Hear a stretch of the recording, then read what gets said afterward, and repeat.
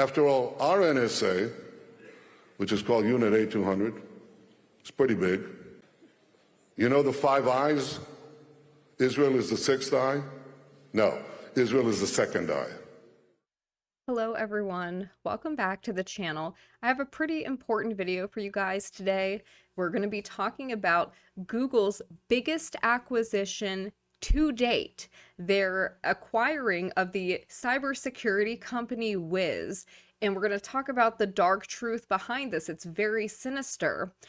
Not only does this seem to be kind of like a wink and throwing a bone to BB, okay, it also seems to be one of the most brazen attempts at bringing in a foreign military intelligence unit into an American tech company. So I had just spent the past hour plus recording this video, and by the time I finished it, I realized how long it was, and I was like, oh my god, nobody wants to hear me like yapping for over an hour and going into like minute detail about this. I'm going to keep it as informative as possible. There is a lot of information that I want to get to share with you guys because it's important that you have that kind of background information. But I'm going to try to keep it as brief as possible if I can. So with that, we're going to get into the video. I do encourage you to like the video. That always helps. We are heavily suppressed by the algorithm because we talk about certain things that are, I don't know, considered kind of controversial, or at least things that certain people don't like. And so because of this suppression, it's important that, sometimes we use code words for things. So you'll see that in this video. If you're a longtime listener, you know what it means. And I was thinking that maybe if there are some of you who do want that longer form video, I might put it up for channel members. So if you're a member of the channel, you can go watch that if you want. If I decide to put it up for you guys, you can let me know in the comments if that's something you want me to do. But with that being said, we're going to go ahead and get right into the video. So the first thing I want to talk about is this company, why this is such a big deal. This should be, by the way, it should be a bigger deal than it is. This should be bigger news than it is, and people should understand the implications of this deal. So this is a gentleman named Paul Bigger. He put together this graph that I'm going to show you guys on the screen. He says the Whiz acquisition is the largest transfer of Care Bear intelligence operatives into big tech in history. So that's, by the way, like I said, if you're new here and you're wondering why I'm saying Care Bear, you can look on the screen, you can see what that's referencing. But here's the graph and explaining it. So it starts at the top with university endowments, and these are American universities. That then trickles down to American venture capital firms. That goes from there to Care Bear startups and to the Care Bear Tax Authority. But the American VC money also goes over to the IDF Unit 8200. From there, it goes down to American tech companies. And under that, it goes to content suppression and Care Bear policies. And under that, you see what's happening now in Gaza. So he goes on to say, the Care Bears Unit 8200 is the Care Bears major intelligence unit, meaning they are spies. These are trained operatives, intelligence operatives, military officers. If you don't think that they're doing like intellectual property theft and funneling that information back to their home country, I have an igloo to sell you. This is like the Care Bears version of the NSA. So everybody who lives in the Care Bear Nation, if you don't know this, has mandatory service requirements. So you have to join the military when you turn 18 years old.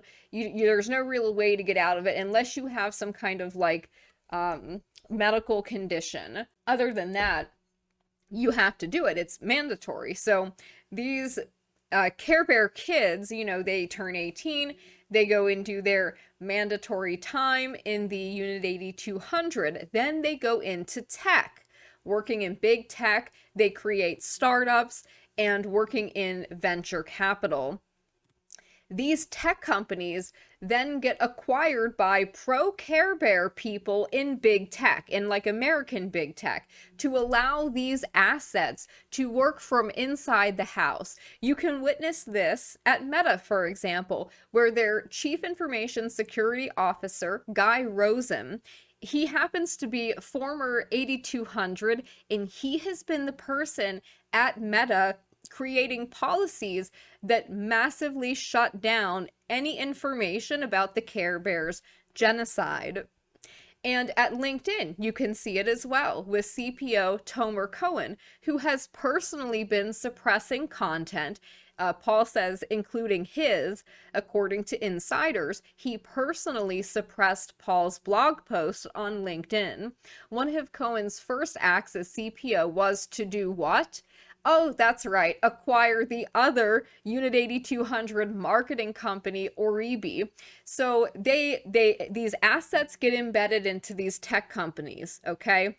Once they're there, they start bringing in other 8200 assets, because those assets are creating startups in the Care Bear Nation, and then these former 8200 Care Bears who are now embedded in American tech companies, they say, hey, why don't we need to acquire this Care Bear startup that also that happens to be created by my fellow officers in the 8200 unit. This is crazy. This brought 50 Care Bears into LinkedIn who are known to have acted improperly to shut down Palestine content. So, Cohen gets in there. Once he's in there, then he brings in another Unit 8200 company that brings in 50 other Care Bears to LinkedIn, and then they probably bring more in. And while they're there, they're also using that to influence these tech companies to shut down criticism of their nation, because they're still military intelligence operatives for that nation, not ours. Whiz is more of the same. The 4 founders of Whiz met in Unit 8200, and they have aggressively hired other Unit 8200 spies that are now being transferred into Google. So Whiz is created by 8200 officers, then they hire other 8200 officers. Hello, this is outrageous. Not that Google is short on spies, by the way, of course not, as the Unit 8200 pipeline into tech has been there for a while. This isn't new. This goes back a long time. Their goal is to, be the cyber startup nation, as they have said. So he goes on to explain the details. American venture capital firms invest in Care Bear tech startups created by Unit 8200, which are then sold to American tech companies. This provides tax revenue to the Care Bear Nation to continue its occupation, but also pushes Care Bear assets into tech companies. That should be unacceptable to everybody. This is something U.S. lawmakers should be very careful of, especially the people on the right who claim to be worried about the Care Bears' influence in the U.S., especially around free speech. This is a major toll of the Care Bear infiltration into America, along with AIPAC and the ADL. Yes, I agree with this. And there are a lot of people who, they claim to care about the topic, but you don't see them covering stories like this in depth. So this is from CTech.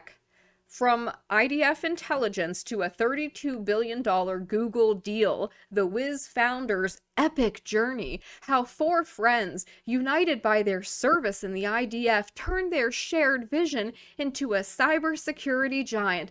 Oh, what a lovely fairy tale. So right off the bat that this is total PR, total propaganda to try to make this sound like it was all innocent and, oh, it was just these four guys, they just happened to be friends. Totally not like a planned, military operation or anything. That would be crazy. So it begins. We are a team that met on a bus to the IDF Induction Center in July 2001, and we have been working together ever since, says Yanan Kostica, one of the founders of Whiz and VP Product, reflecting on his journey with the other founders. So 2001, think about that. We're in 2025 now. They have been working together for 24 years? Huh.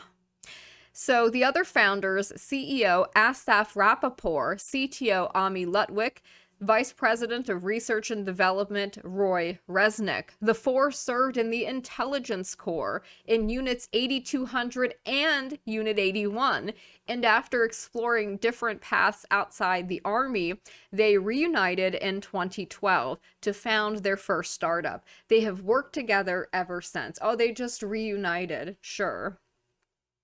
In between, they pursued different ventures. Rappaport, for example, worked at the consulting giant McKinsey. The startup Adalom was founded in 2012 and sold to Microsoft in 2015 for $320 million. So there is a game that is being played here, and once you start getting into the details, you really can see that. The group then took over the reins of Microsoft's R&D center in Care Bear Nation. And by the way, I think it's important to point out that all of these American tech companies have massive R&D centers in the Care Bear Nation. Why is that? And is this a good thing? I don't think so. With Rappaport appointed general manager. So Rappaport becomes the manager of Microsoft's R&D center in the Care Bear Nation. In 2020, they left to found Whiz, which was just acquired by Google for $32 billion on Tuesday. Rappaport, an only child, grew up with his mother, Zippy, after his parents separated when he was young. Despite his success, he chose to continue living in the same rented apartment in central Tel Aviv after his first exit. Oh, wow, he's so humble, the humble billionaire. He still lives in an apartment. He doesn't own a car. You should own nothing and be happy, just like him. Do they really think that anybody buys this? I think it's ridiculous, but also hilarious. He doesn't own a car, but bought an apartment for his mother in Yitzhak Shuva's Park Bavli project in Tel Aviv. When Rappaport was appointed head of Microsoft's development center, one of the first questions his mother asked was, "Does the job come with a car?" Right, sure. Whether or not he was entitled to one, Rappaport traveled to the company's offices in Herzliya every day on the designated employee shuttle, sure, where he met Raz Herzberg, now Wiz's CMO and the company's most senior woman.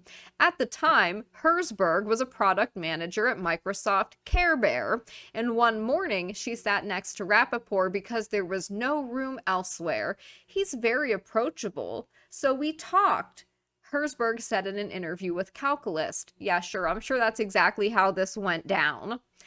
Raz sat down next to me, recalls Rappaport. We hadn't met before, and she had amazing ideas about what could be improved at the company. I found myself going to her for advice whenever I was in doubt about something, which of course led her to leave Microsoft to join Whiz. Rappaport, his friends say, isn't interested in status symbols, right, because he's super humble. During the years he lived in Tel Aviv, he rented an apartment. For the past year and a half, he's been living in America to promote the company's business. He loves junk food and doesn't associate himself with meals at fancy restaurants. Like, honestly, who writes something like this? And who thought that that would be believable, writing these absurd lines? This is public relations. It's not journalism. by any stretch of the imagination. He always wears a t-shirt and jeans, but always flies business class. He celebrated his 40th birthday nearly 2 years ago with a surprise party organized by his friends and his partner, Ophir, at a villa in Italy. Yes, his partner. And there's another one who also has a partner, one of these 4 founders. So 2 out of 4. Just think about that. The simplicity Rappaport exudes reflects his determination not to be dazzled by those in power, sure. Gili Raanan, one of the most prominent venture capitalists in the Care Bear Nation, recounted his first meeting with Rappaport. He says, "I knew Asaf and his team before they founded their first company. Young people from 8200. I heard they were trying to start a company with some vague idea. I called Asaf and told him come for a meeting. At the time, I was a partner in the Sequoia Fund, and every entrepreneur's dream is to meet with Sequoia. But Asaf told me, I don't feel like meeting with you. I heard that after you invest, you change the CEOs. And I thought, this is the first time I've heard such a thing. This guy is special." Yeah, this is special, all right. This entire spiel is very special. I convinced him to come, and he didn't show up. Instead, he sent Roy and Ami in his place, and it was an interesting meeting. The next day, we met with Sequoia's executives, and Asaf came. After the meeting, I called him and said, "That was a terrible presentation. The idea was stupid, but we'd be happy to invest." Like... Yeah, okay, so it's a bad presentation, it's a bad idea, but here, we're gonna throw money at you, because just every random group of 4 guys that just decided to start a company together, just because they had a shared vision and a little dream, right, because people just randomly have venture capital firms offering to dump money at you, throw money at you, while they admit that you have a terrible idea, a bad presentation. Like, this is not the real world. This is not how it works for real people. This is how picking and choosing projects to maneuver forward, that's how that works. It's unreal.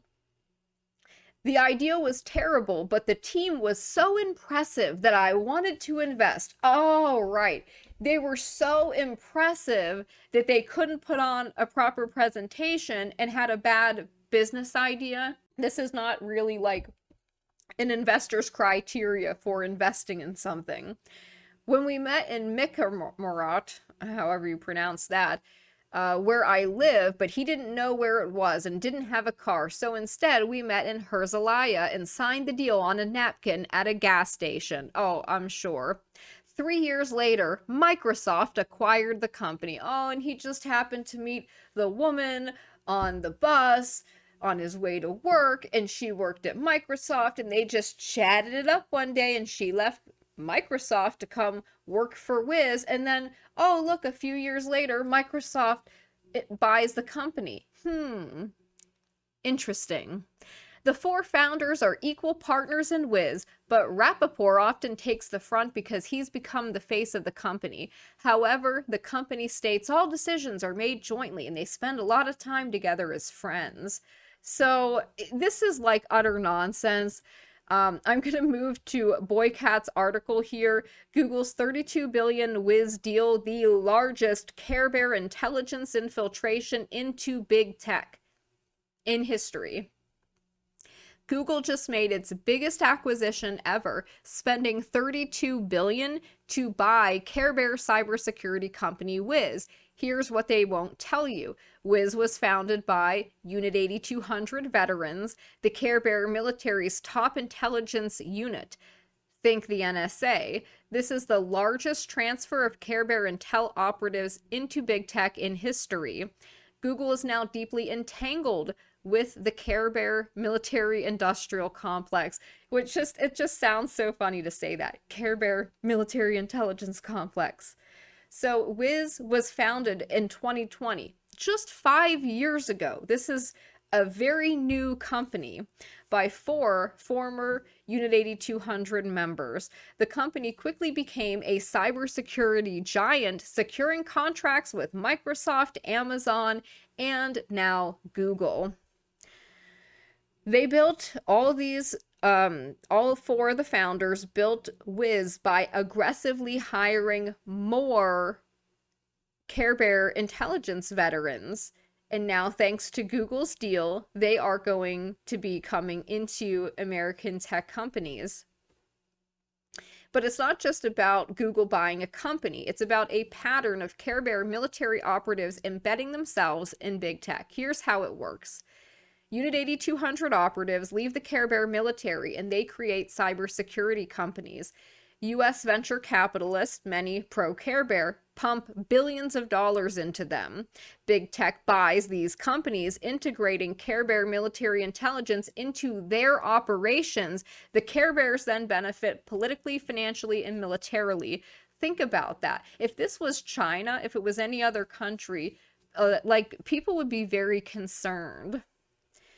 Now, Google has a long history of enabling the Care Bears. They had the Project Nimbus, a $1.2 billion contract to provide AI and cloud services to the Care Bear government and military. They engage in censorship. Palestinian voices are routinely suppressed on YouTube, owned by Google. Surveillance tech. Google has a deep partnership with the Care Bears intelligence agencies, and now with Whiz coming under Google's control, the Care Bear cyber intelligence has an even bigger foothold in Silicon Valley. This is not good.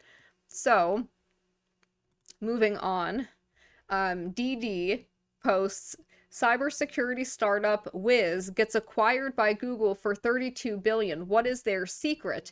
The elite Care Bear cybersecurity seed investor, the Care Bear venture capital firm CyberStarts, and their CISO, Chief Information Security Officer network that help bootstrap their companies. CyberStart owns about 4% or $1.3 billion.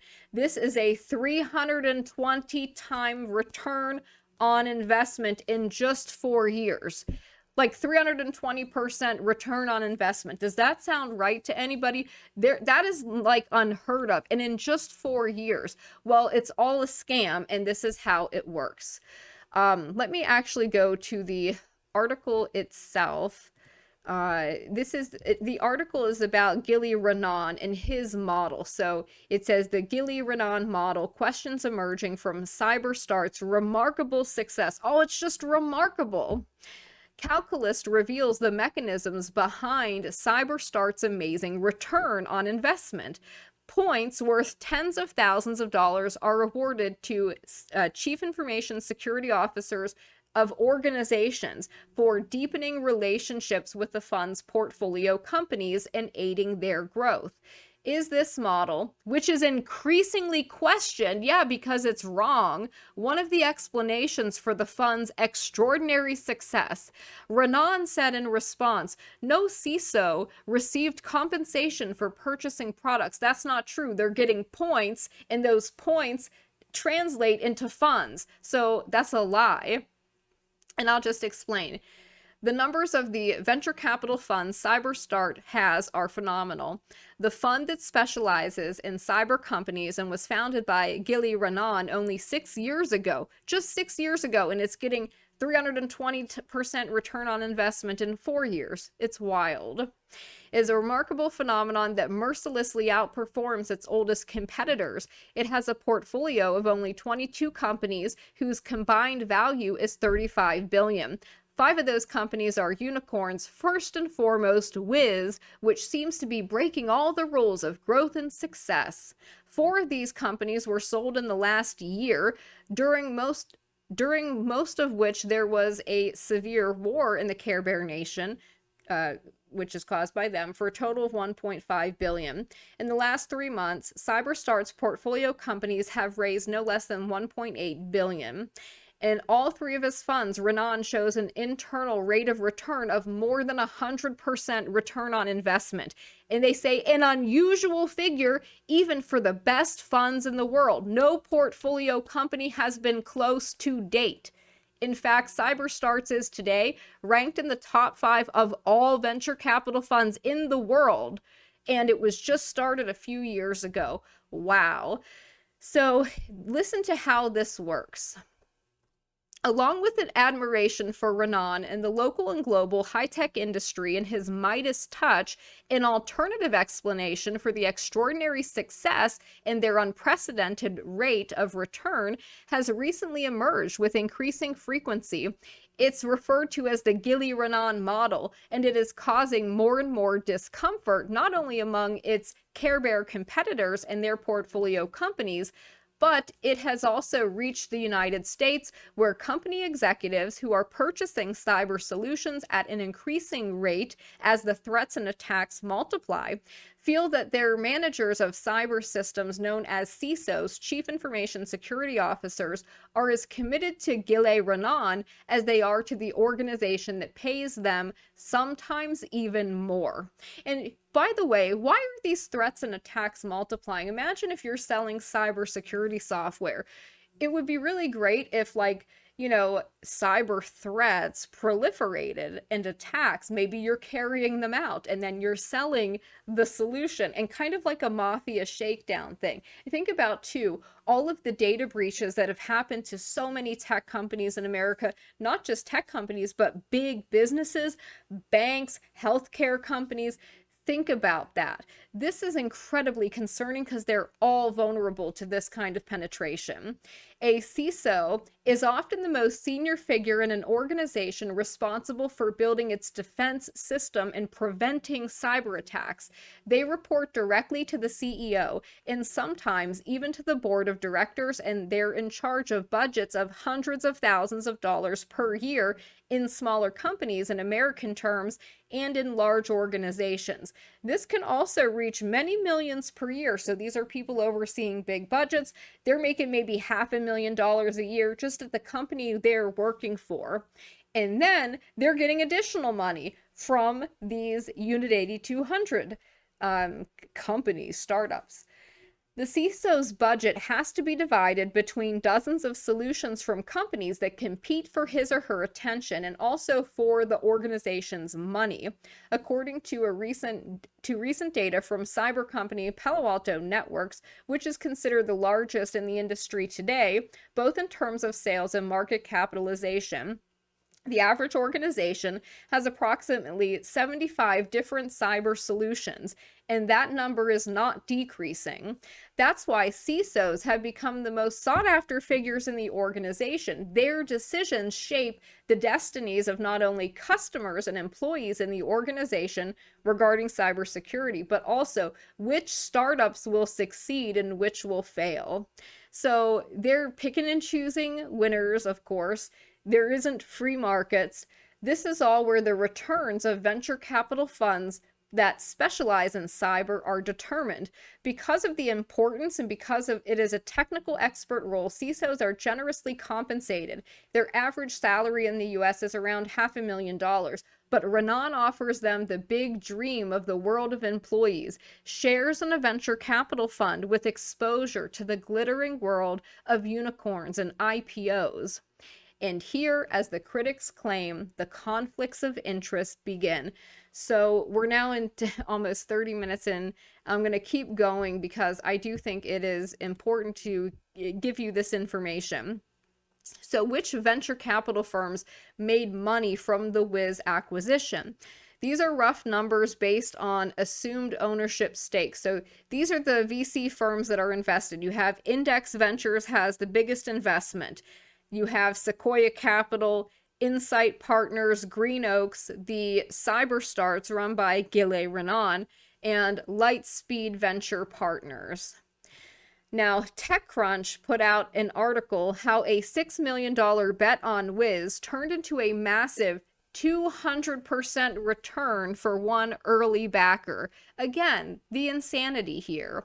Whiz's $32 billion all-cash acquisition by Google parent Alphabet promises a colossal payday for the cybersecurity startup's early-stage investors.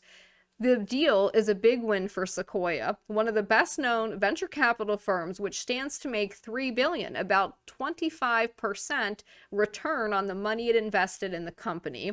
Despite substantial returns for Sequoia's limited partners, their percentage gains will be far less than those of another early Whiz backer, Care Bear-based VC CyberStarts. Cybersecurity-focused CyberStarts invested $6.4 million from its first $54 million fund toward Whiz's seed round in February of 2020. Today, that fund owns 4.1% of Whiz, which means it is poised to make a whopping $1.3 billion on the deal, according to a person familiar with the firm's performance. CyberStarts also previously sold 120 million shares of Whiz in secondary transactions, bringing the total to 1.42 billion, a remarkable 222% return on the original investment. That is an insane return on investment. I don't know, what to say about it other than it's insane. Now, Paul Bigger also wrote an article about this back in August of 2024. So last year, Google was in talks to acquire Whiz, and those fell through. The deal ended up being called off, but now it has gone through. So it's worth looking back a year ago at the deal that fell apart. So revisiting the Google Whiz deal. The Whiz deal is off. Why did we hear so much about it? Only for it to immediately fall apart. And why did it immediately fall apart? My guess is because Biden stepped down. Remember, they had to put Kamala Harris in. Biden stepped down. Things were looking rosy for the acquisition to go through. Major Whiz Series Z investors A16Z just came out supporting Trump, who promised to have much laxer antitrust regulation than Biden allowed. Not only that, but Trump put Peter Thiel's favorite individual, J.D. Vance, in the vice president spot, virtually ensuring this one goes through. So this was written in last year in 2024, and this has borne out to be true. The deal has gone through. I don't know if that means J.D. Vance had anything to do with it, but it is an interesting note. Plus, if you accept an acquisition offer and it falls through, that can be disastrous. Another possible reason is once you're in the spotlight, things aren't that rosy. So when people start to dig into this company and the big stories come out that are fawning, oh, look at these 4 young billionaires who met on their first day in the Yeating factory. They're now building a fast-growing, successful company. So when you start digging into the company, you find bribes. Yes, bribes. It turns out early Whiz investor and current board member Gili Raanan, head of Israeli VC CyberStarts, has been accused of paying bribes to major CISOs for buying software from their portfolio of companies like Whiz. The bribes came in the form of points on the fund. So that means that if the company succeeds, those individuals stand to make a lot of money. And I would say that that's very concerning. So this part is interesting. Why were they trying to sell the Whiz acquisition so hard? So the Care Bear Nation's economy was not doing well at the time, and it may still not be doing well.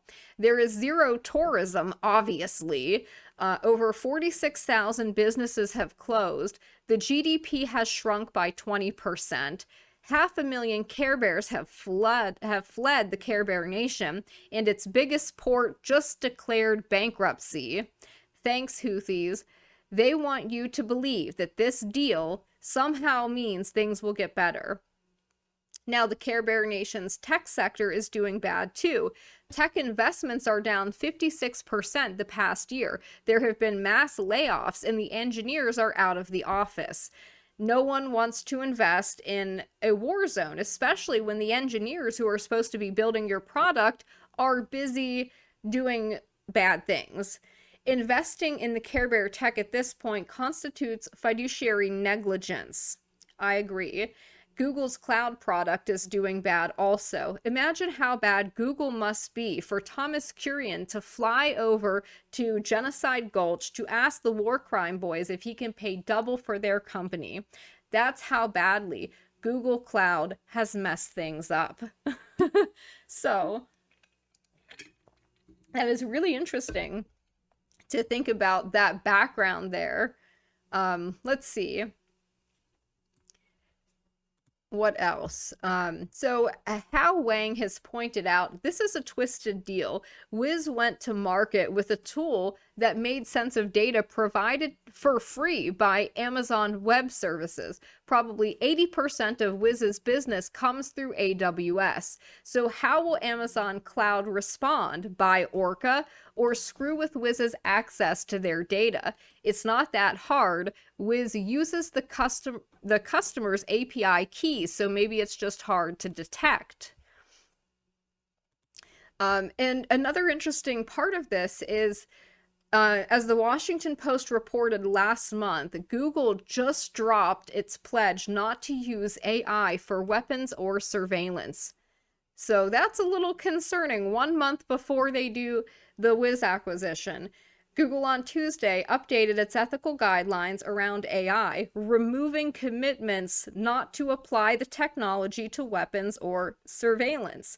The company's AI principles previously included a section listing 4, quote, applications we will not pursue.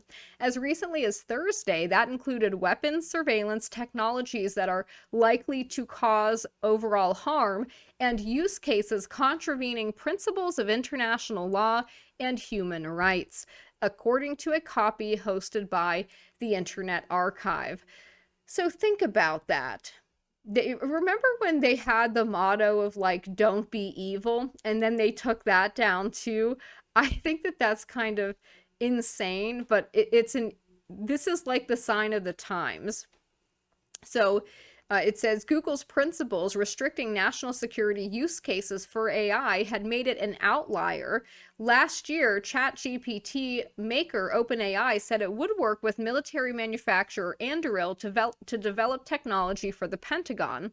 Anthropic, which offers the chatbot Claude, announced a partnership with defense contractor Palantir to help U.S. intelligence and defense agencies access versions of Claude through Amazon Web Services. So this is all like very concerning stuff. And then finally, the Whiz CEO, cybersecurity is becoming the Care Bears equivalent of Wall Street. Well, I hope not.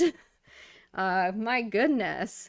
In the beginning, there was ICQ in 1998. It introduced Care Bears to the world of exits and exposed them for the first time to the concept of getting rich quickly with a tech product.